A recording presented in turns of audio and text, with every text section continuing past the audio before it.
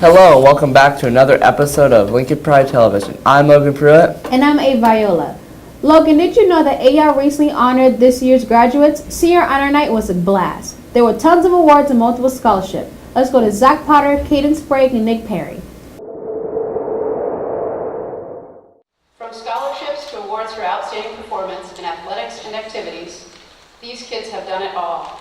In fact, this graduating class has earned over $6.8 million in scholarships to date. I am studying at the American University in Washington, D.C. I'll be attending the United States Military Academy at West Point. I'm going to the University of South Carolina in Columbia, South Carolina. Monday the 16th, Senior Honor Night was held here at AL. Seniors worked very hard this year and it paid off. Now they will give advice to the current juniors on how to have a great last year. Apply for as many things as possible. Everything that you qualify for, you should apply for. The more things you get, the merrier. I would say definitely fill out scholarships because you're going to need all the help you can get and make every minute of your senior year last. Never underestimate what you can do. Sometimes your scores on tests or your GPA can seem threatening when you're applying to some selective schools. But if you really let your personality and your ambition shine through your essays and your resume, then you have a decent chance of getting into your dream schools. This year, there are many seniors graduating from Abraham Lincoln and leaving to go to college and follow their dreams. Many seniors hold great memories here and are sad to leave, but at the end, it was all worth it. Good luck, seniors. With the help of Nick Perry, I'm Caden Sprague reporting for LPTV. Thank you, Zach, Nick, and Caden. Are you concerned about the new bell schedule this upcoming school year? Let's go to Jean Manji, Jesse Borwick, Moses Morales, and Nolan Drescher to find out more about the schedule. With this year wrapping up, there will be a lot of changes coming to the Council Bluffs Community School District 2016 and 17 school year. One of those changes will be the bell schedules and also budget cuts. We are on a hunt to look for ways to save money. And in November, we had a consultant come in and tell us how to save money related to school buses. And one of the things they said is that if we had school buses in 3 different tiers instead of 2 tiers, we would save money. At the time, we didn't think we needed to be looking at anything like that. But when the legislature did not pass what we think is enough money for schools, then we started looking at other things. And at that point, we decided we needed to look at whether or not we wanted to change buses. We discovered, after lots of study, that this change would save $440,000 a year. That seemed like something we should look at very carefully. Well, everyone knows about the budget cuts. Dr. Bruckner's been very open about those. Those have been in the news, and she's been talking to staff about ways that we can save money, and every little bit counts. Well, the bus schedule now requires 2 separate buses and 2 separate drivers to drive the same bus route to pick up the high school kids and the elementary kids. What they're doing is by separating the starting times of the buses, they can now have one bus drive through a neighborhood, pick up all the high school and middle school kids, take them to their schools, and then come back and pick up the elementary schools. So the savings is that there's going to be fewer actual buses and fewer actual bus drivers driving the same amount of people. Question, I love it when students say, how can we help? Well, we'd love any of your ideas, but ultimately we need your parents and other members in the community to say to the legislators that public education is our #1 priority, and we should not be putting it behind tax decreases or anything like that. We should be looking out for our next generation this way. Now, for high schools, I don't think that changes that big. It's 20 minutes later. Nobody's going to live or die by that. For middle schools, it's the push. The middle school push says to increase their start by 20 minutes earlier. So that's the only one I feel kind of really bad about.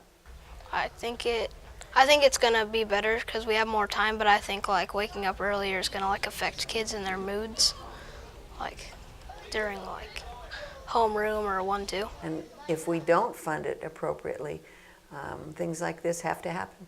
I want the community to know that if we had our druthers, if we had sufficient funding, we would not be making these recommendations. With all these changes coming to the district, it is super important for us to stay up to date.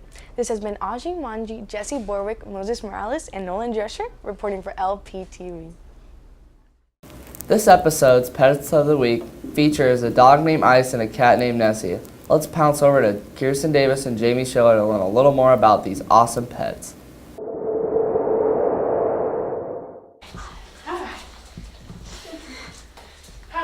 Ice is a 2-year-old Husky Shepherd mix with gorgeous blue eyes. As a young adult, she has all the enthusiasm of a puppy, but knows right from wrong. She's always on the lookout for new friends, especially if you give her a toy or two. I think that one's her favorite. Nessie is a handsome young domestic shorthair with a playful spirit.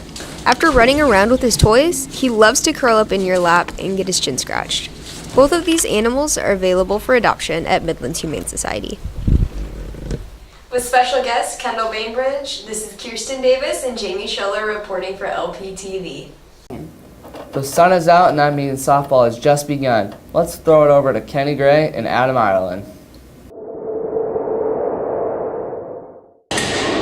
On Friday the 13th, AO held Senior All-Star Night for some of the best in Southwest Iowa. A familiar face from AO made the game, Laura Marrow. Here are her thoughts on making the team. I was a little hesitant at first just because those girls were like really competitive and I was like a fill-in, but it was a lot of fun and I'm really glad I did it. It's kind of sad. I mean, I didn't really want to end my season the way we did. It wasn't a very good record, but it's like bittersweet too. I might do like intramural sports in college, but I don't think I'll play at like the next level. Well, to Coach Shaw, thank you for just being so amazing and supportive the whole time. And to my teammates, thanks for kind of being like my second family. Just have fun and don't take it for granted because it flies by. Congratulations, Laura, for making the Southwest Iowa All-Star Game. And the final score of the girls' All-Star Game was home, 57, and away, 48. Next was the boys' All-Star Game. And then the All-Star Game for the Lynx was Tony Bonner, Kyle Crow, Trayvonte Jones, and Justin Nayland. Here's 2 of the Lynx players we interviewed about the boys' All-Star Game. It feels a little weird since I've been playing basketball basically my whole life, since like 3rd grade. My dad's always coached me, and we had a really good season, so it was a good way to go out. It was really fun, you know, getting up and down with those guys. I mean, it's the best players in Southwest Iowa, and kind of putting on a show for the fans that came out and supported us all year. No, I just plan on playing baseball in college, so like I said, it was a good way to go out my senior year with the state tournament team. I'd like to thank them so much for the season that we had and for the career that I had and we all went through. I mean, we wouldn't be the same without Coach Isaacson and without all the teammates and the great senior class we had last year. I just tell him to listen to Coach Isaacson because, I mean, he really knows all about basketball and he knows what's best for us, and he wants to do what's best for us in the weight room and on the court and even for us in the future. So, I mean, just listen to him and keep doing what we did this year. It was fun. It was great. After the season ended, I couldn't wait to get back on the court, and it was very fun playing with my old teammates and having one last game with Southwest teams and players. It's not sad, but it's like an accomplishment because we put so much history into that, and we made records, and we had a lot of accomplishments. Yes, I do. I mean, after college, hopefully I can get a chance of going overseas, and then from overseas going to the NBA, maybe something like that. It could just happen. Yes, I really appreciate the support and everything from them, from Coach and the teammates, and the family we made, and the togetherness we had, and the investment we put into this program. The final score for the boys was home, 94, away, 98. And Kyle Crow won the 3-point contest, and here are some dunks from the dunk contest.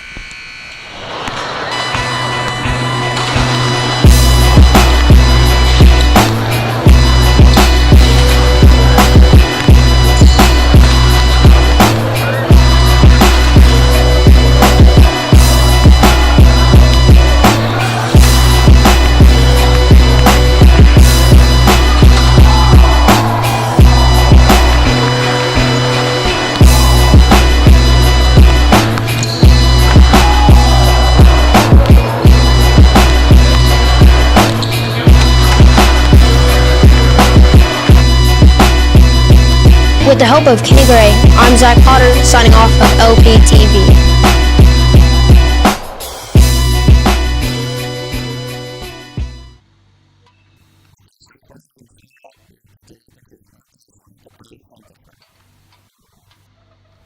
I'm really looking forward to being one of the leaders on the team, being one of the oldest with Dina Roth and Mercedes Hart. It's pretty cool being, when I was an 8th grader, looking up to people and then being at the top and having people look up to me. Yeah, we're always looking to improve. I definitely want to maintain being conference and city champs like we were last year. We didn't make it to state last year, but it's always been a dream and a goal of ours to make it to state. But if it doesn't happen, definitely want to maintain being city and conference champs. Yeah, our whole new line's actually, coaching line is all different.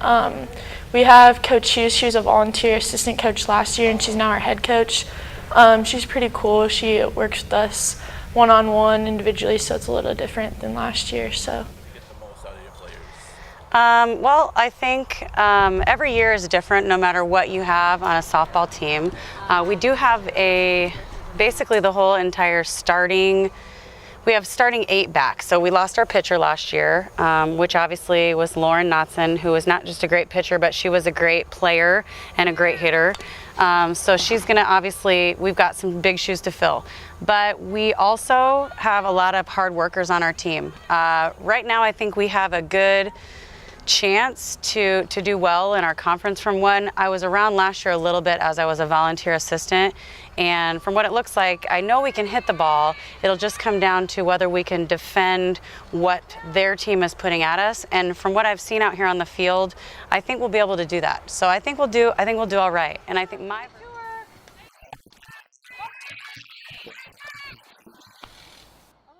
Recently, a group of 5th graders from College View came to our studio to record a segment on terrorism. Here they are. Hi, I'm Taylor Hamilton. And I'm Stephen Fisher. Have you noticed that the news has been doing a lot of segments on terrorism that seem to happen every day? Do we know if we're actually safe? Do attacks really happen every day? Are attacks going to happen to us? Are terrorists all from the same country, the same religion? Stephen is here to tell us some things to remember about terrorism. Thank you, Taylor. Studies show that the most important thing to remember is do not stereotype. For instance, some people think the Muslim religion are all terrorists, but judging by their culture does not mean they're all terrorists. The Muslim faith emphasizes peace, like the white supremacists, the Ku Klux Klan that started off Christian. And that again does not mean that all Christians are bad. There are some big misconceptions about terrorism too. For example, people think that terrorists do this because their religion tells them to, which isn't necessarily true. It's important to remember that just because there's a small number of people in a group who do terrible things, that doesn't make the entire group terrible. Thank you, Stephen. Now here are Nick and Trista to talk about how to be safe from terrorism.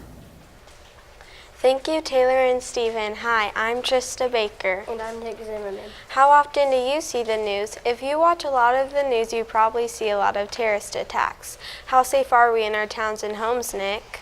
You may be surprised to find out that most of us are already safe, especially if you live in a city or state that's not a big target for terrorists to attack. Terrorists like to attack bigger and wealthier cities, so if you live in a city that has a lot of money, you're a bigger target for a terrorist to attack. So Trista, how likely is it that we'll be in a terrorist attack? Studies show that there is a small, tiny chance that you will be in a terrorist attack in your life. According to experts, you're more likely to be crushed by your furniture than be in a terrorist attack. Now you see the actual fear. You being in a terrorist attack has a low probability. In fact, you probably noticed that going to the airport takes longer. That's because of all the security technology that scans any harmful weapons. So Nick, what can average citizens do to support counterterrorism where they live?